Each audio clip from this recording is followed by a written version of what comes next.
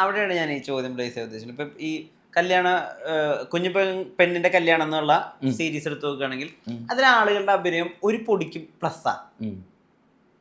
അതായത് സാധാരണ ഒരു ഫിലിം ക്രിട്ടിക് എന്നുള്ള രീതിയിലോ അല്ലെങ്കിൽ ഫിലിം എന്തൂസിയാസ്റ്റ് എന്നുള്ള രീതിയിൽ നോക്കുകയാണെങ്കിൽ അതായത് എല്ലാ ആളുകളുടെയും ആക്ഷൻസും ഒരു പൊടിക്ക് പ്ലസ്സാണ്. കുറച്ച് ഓവർ ആക്ടിങ് ഉണ്ടായിരുന്നു. ഇത് ബോധപൂർവ്വം ചെയ്യണമാണോ? അത് ഓവർ ആക്ടിങ് എന്ന് വെച്ച് കഴിഞ്ഞാൽ അതിൽ ഒരുവിധ ആൾക്കാരൊന്നും ഒരിക്കലും അഭിനേതാവല്ല. ഇപ്പോൾ എന്താ പറയണ്ടേ, ഭയങ്കര ആക്ടിങ് പവർ അല്ല, പാട്ടുകാരാണ് ഒരുവിധ ആൾക്കാർ. അപ്പോൾ നമ്മൾ ഓൾറെഡി അവരെ ആഗ്രഹങ്ങളാണ് എനിക്കിങ്ങനെ അഭിനയിക്കണം, ഇങ്ങനെ സംഭവമുണ്ട്. അപ്പം നമ്മളെന്ത് ചെയ്യും, അതിനെ സപ്പോർട്ട് ചെയ്യും. എന്നിട്ട് പാട്ടുകാരെന്നുള്ള ലെവലിൽ അത്യാവശ്യം നല്ല ഫൈമുള്ള ആൾക്കാരാണ് അതിൻ്റെ അകത്തിലെ എല്ലാ ആൾക്കാരും. സ്റ്റേജ് മാപ്പിളപ്പാട്ടിൽ നമ്മുടെ നല്ല കഴിവുള്ള സിംഗേഴ്സാണ്. കാരണം അതിൻ്റെ അകത്ത് ഓരോ ആൾക്കാർ, ഇപ്പോൾ താജുക്കി ആണെങ്കിൽ വ്യക്തിപരമായിട്ട് പറയുകയാണെങ്കിൽ മൂപ്പറ ക്യാരക്ടർ ഭയങ്കര ക്യാരക്ടർ എന്ന് വെച്ച് കഴിഞ്ഞാൽ ഞാൻ പല സ്ഥലത്തും ഇപ്പോൾ ഗൾഫിലായിക്കോട്ടെ നാട്ടിലായിക്കോട്ടെ മൂപ്പറപ്പുറം ഞാൻ അധികവും നമ്മളെ റൂം താജുഖാൻ്റെ അപ്പുറം തന്നെ റൂമിൽ ഞാൻ കിടക്കും. കാരണം എന്താ വെച്ച് കഴിഞ്ഞാൽ മൂപ്പറ കോമഡികളും മൂപ്പറ സ്ട്രൈറ്റ് ഫോർവേഡാണ്. എന്ത് കാര്യങ്ങളും എന്നുകൊണ്ട് ഓപ്പണായിട്ട് പറയും, നല്ല കാര്യങ്ങൾ പറഞ്ഞ് മനസ്സിലാക്കി തരും. ഇപ്പം ഞാനായാലും ആരായാലും ഒരു സ്നേഹമില്ലതാണ് ആ ഒരു സംഭവം.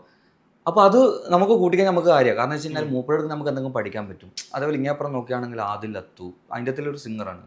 മൂപ്പർ എന്ന് പറഞ്ഞു കഴിഞ്ഞാൽ സ്റ്റേജ് പെർഫോമൻസിൽ ഒരു പുലിയാണ് സത്യം പറഞ്ഞു കഴിഞ്ഞാൽ. മൂപ്പര ഞാൻ ചിലപ്പോൾ എൻ്റെ സ്റ്റേജ് പ്രോഗ്രാമിൽ തന്നെ ചിലപ്പോൾ മൂപ്പര ശൈലി വരും. പക്ഷെ ഞാനൊരു സമയത്തേക്ക് ചിന്തിക്കുന്നുണ്ട്, ഇത്രയും നല്ലൊരു കഴിവുള്ളൊരു കലാകാരൻ എവിടെയും എത്താണ്ട് പോയത്. പട്ടുമാലും എല്ലാത്തിലും വരുന്നതാണെങ്കിൽ തന്നെ ഫേസ് കണ്ടു കഴിഞ്ഞാൽ മനസ്സിലാവില്ല. അത് പറയാൻ കാരണം എന്താ വെച്ചാൽ നമ്മൾ ഈ ആൽബം സിംഗേഴ്സ് ഒരു പ്രോഗ്രാമിന് പോയി കഴിഞ്ഞ് കഴിഞ്ഞാൽ നമ്മൾ പെട്ടെന്ന് മനസ്സിലായി വന്നിട്ട് ഫോട്ടോ എടുത്തിട്ടെല്ലാം പോകും.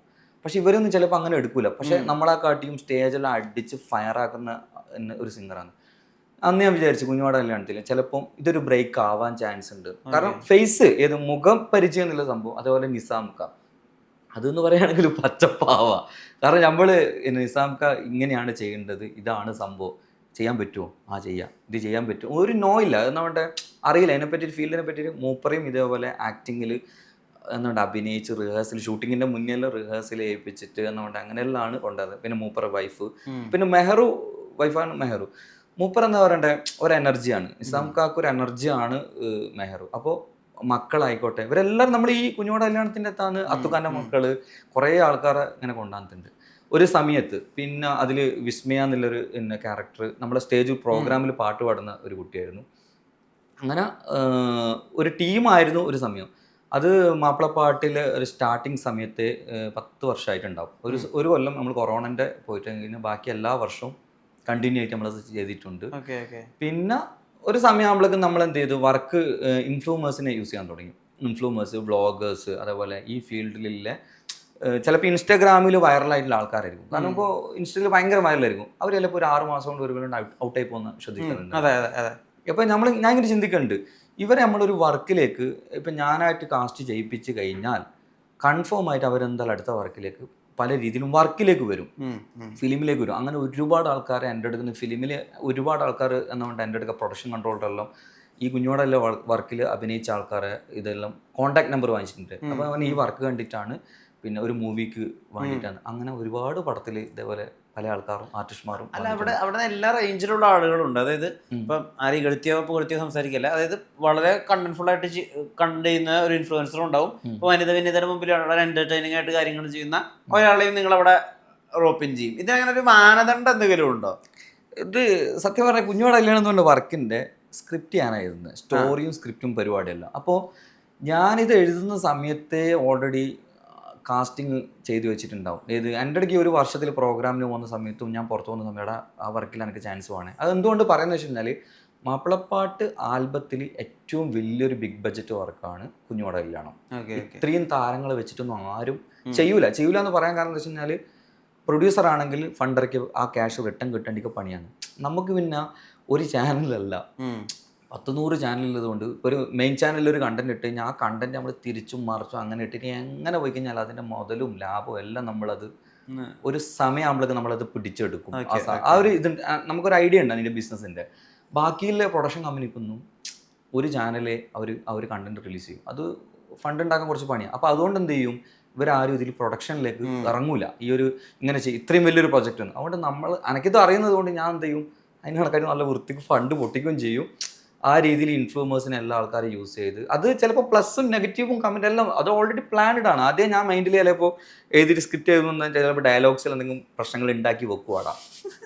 അത് മറ്റേ കഥ ഏത് മനഃപൂർവ്വം ഓൾറെഡി എന്നുണ്ട് ഈ ഒരു ഡയലോഗ് ഇങ്ങനെ വന്നു കഴിഞ്ഞാൽ ചിലപ്പോൾ ആൾക്കാർ ഇങ്ങനെ നെഗറ്റീവ് പറയാൻ ചാൻസ് ഉണ്ട്. അപ്പോൾ അതേ ഞാൻ എന്ത് ചെയ്തിട്ട് വെച്ച് കഴിഞ്ഞാൽ വർക്ക് ഇറങ്ങുമ്പോൾ തരും. പക്ഷെ അത് ബുദ്ധിക്ക് ആലോചിച്ച് കഴിഞ്ഞ് കഴിഞ്ഞാൽ ഇപ്പം ഇപ്രാവശ്യത്തെ കുഞ്ഞുവാണ് കല്യാണം 9ാം ഭാഗം റിലീസായി. 60 ആർട്ടിസ്റ്റ്മാർ അതിൻ്റെ ഇത് വന്നിട്ടുണ്ട്. ഇതില് ജാസി ആഷി അതെ അതേപോലെ തന്നെ കുറെ ആൾക്കാർ അതിൻ്റെ അത് പറഞ്ഞു. ഈ ജാസി ആഷി ഇടുന്നതിന്റെ മുന്നേ എനിക്ക് ഉറപ്പായിരുന്നു ഇവർ ഇതുവരെയായിട്ട് ഒരു വർക്കിലും വന്നിട്ടില്ല. അവർ വർക്കിൽ വന്നു കഴിഞ്ഞാൽ കൺഫേം ആയിട്ട് വർക്ക് കാണൂല, കാണാണ്ട് തന്നെ ഇവരെ നെഗറ്റീവ് അടിക്കും. ഇവരെ അഭിനയം അവര് ശ്രദ്ധിക്കൂല. അതിനായിട്ട് കുറച്ച് കമന്റുകൾ ഉണ്ടത് ശ്രദ്ധിക്കൂല. അപ്പൊ ഞാൻ ചിന്തിച്ച് അവരെ നമുക്ക് യൂസ് ചെയ്യാം. ജാസിനെ കണക്ട് ചെയ്ത് അപ്പോൾ ആഷിയായിട്ട് കണക്ട് ആയി നേരെ എന്ത് ചെയ്ത് വർക്കിന്റെ കാര്യങ്ങളിലും പറഞ്ഞ് നമ്മൾ ഒരു 2 വർക്ക് ചെയ്തിട്ടുണ്ട്. കുഞ്ഞുങ്ങളുടെ എല്ലാം ഉണ്ട്. ഇനിയിപ്പോൾ ഒരു വരാൻ പോകുന്നൊരു വർക്കും ഉണ്ട്. സംസാരിച്ചു കഴിഞ്ഞു ഉണ്ടല്ലേ ഒരു വർക്കുണ്ട്, ഇനി വർക്ക് വരുന്നുണ്ട്, കാര്യമായ വർക്ക്. അപ്പോൾ അത് പ്ലാൻ ചെയ്ത് ജാസിൻ്റെ അടുത്ത്. പക്ഷെ ഞാൻ ആദ്യം വിചാരിച്ചത് ജാസിയും ആഷിയും ഭയങ്കര അഹങ്കാരികളാണ്, ഭയങ്കര പ്രശ്നക്കാരാന്ന്. സത്യം പറഞ്ഞാൽ എനിക്ക് പേടിയുണ്ടായിരുന്നു. കാരണം ഇവര് റൂട്ട് വ്യത്യാസമല്ലേ, പിന്നെ എനിക്ക് ഇവരെ എന്ത് വിളിക്കണം എന്ന് പോലും അറിയില്ല. ഡാന്നാണോ ഡീന്നാണോ. ഞാൻ കേട്ടോ ഷൂട്ടിങ്ങിന് അന്നാണ് ആദ്യമായിട്ട് കാണുന്നത് ഫസ്റ്റ്. അപ്പോൾ ആഷി പറയുന്നത് വെച്ച് കഴിഞ്ഞാൽ ഒരു 8 വർഷം മുന്നേ എൻ്റെ ഒപ്പം ആൽബത്തിൽ അഭിനയിക്കാൻ വേണ്ടിയിട്ട് ആഷി വന്നിട്ടുണ്ട്. ചെയ്ത ആൽബം മനസ്സിലാകുന്നില്ല. അപ്പോൾ മനസ്സിലായി ആൽബത്തിനോട് ഭയങ്കര ഇഷ്ടമുള്ള ആൾക്കാരാണെന്ന് മനസ്സിലായി. പിന്നെ ജാസിയായിട്ട് സംസാരിച്ച് തുടങ്ങി. സത്യം പറഞ്ഞാൽ പേടിച്ചിട്ടാണ് ഞാൻ ജാസിൻ്റെ ഇടയ്ക്ക് ആദ്യം സംസാരിക്കുന്നത്. സത്യം പറയാലോ അവരെ പോലത്തെ കൂൾ മനുഷ്യന്മാരില്ല. അത്രയും പാവം എന്ന് പറഞ്ഞു കഴിഞ്ഞാൽ 0 ആണ് ജാസി. സംസാരിക്കാൻ ഭയങ്കര ആശയായിക്കോട്ടെ. 2 ആൾക്കാരും ഇപ്പോൾ പല ആൾക്കാരും പറഞ്ഞിട്ട് പൈസക്ക് വേണ്ടിയിട്ടാണ് അവർ ചെയ്യുന്നത്. ആഷികൽ അത്യാവശ്യം നല്ല ബിസിനസ് കൊണ്ട് ഓനെല്ലാം നല്ല ഫണ്ട് ഉണ്ടാക്കുന്നൊരു ചങ്ങായിയാണ്. ഇതിൻ്റെ ആവശ്യമില്ല. പക്ഷെങ്കിൽ ജാസിൻ്റെ കൂടെ നിൽക്കാന്നുള്ളൊരു മൈൻഡിൽ തന്നെയാണെന്നുള്ളത്. അല്ലാണ്ട് കമൻറ്റ് കണ്ടിട്ട് ഒരാളെ നമ്മൾ വിലയിരുത്താൻ പാടില്ല. ഞാനത് അന്നത്തോടെ എനിക്ക് മനസ്സിലായി. നമ്മളൊരു പേടിച്ചിട്ടല്ലാന്ന് ഞാൻ അവിടെ പോയി എന്തായിരിക്കും ഇവരെന്ന്. ജാസിൻ്റെ അടുത്ത് സംസാരിച്ച് നോക്കുമ്പോൾ ഭയങ്കരം കൂള്, ഭയങ്കരം എന്ന് പറഞ്ഞു കഴിഞ്ഞാൽ അത്രയും. നമ്മളവിടെ ഷൂട്ട് ഓൾറെഡി അവരെ ഫ്ലാറ്റിൻ്റെ ഏരിയയിലായിരുന്നു ഷൂട്ട് ചെയ്തത്. നല്ല നമ്മളെ ട്രീറ്റ് ചെയ്ത് ഞാനിങ്ങനെ വരുന്ന വീക്ക് കാറിൽ ഇങ്ങനെ യൂട്യൂബിൽ തന്നെ അവർ ഓൾറെഡി യൂട്യൂബ് ചാനലുണ്ട്. ഇപ്പം അത്യാവശ്യം അത്രയും നല്ല സബ്ബും ഉണ്ട്, വാച്ച് ടൈമും എല്ലാം ഫില്ലായ ചാനലാണ്. പൈസ കിട്ടുന്നത് എങ്ങനെയാണെന്ന് അറിയില്ല. ലക്ഷക്കണക്കിന് വ്യൂസ് ഉണ്ട്. ഞാനിട്ട് ചാനൽ എടുത്ത് ചെക്ക് ചെയ്ത് നോക്കുമ്പോൾ എന്തെല്ലോ അങ്ങോട്ടും ഇങ്ങോട്ടെല്ലാം പ്രശ്നം. ഞാൻ പറഞ്ഞാൽ എല്ലാ ജാസി അപ്പോൾ ഇതിൽ ഓൾറെഡി ഇപ്പം എന്തായാലും ഒരു 5-6 ലക്ഷം റുപ്യ വന്നിട്ടുണ്ടാവും.